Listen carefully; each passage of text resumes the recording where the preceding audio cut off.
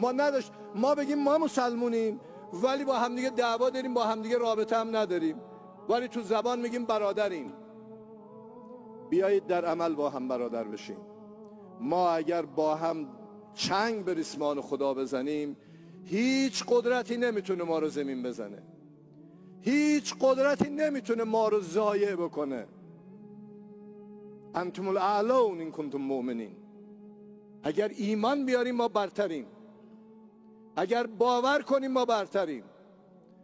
الله اکبر، ربی اعلا، یعنی خدای ما بالاتره، یعنی راه ما بالاتره، یعنی عزت مال مسلمون هاست.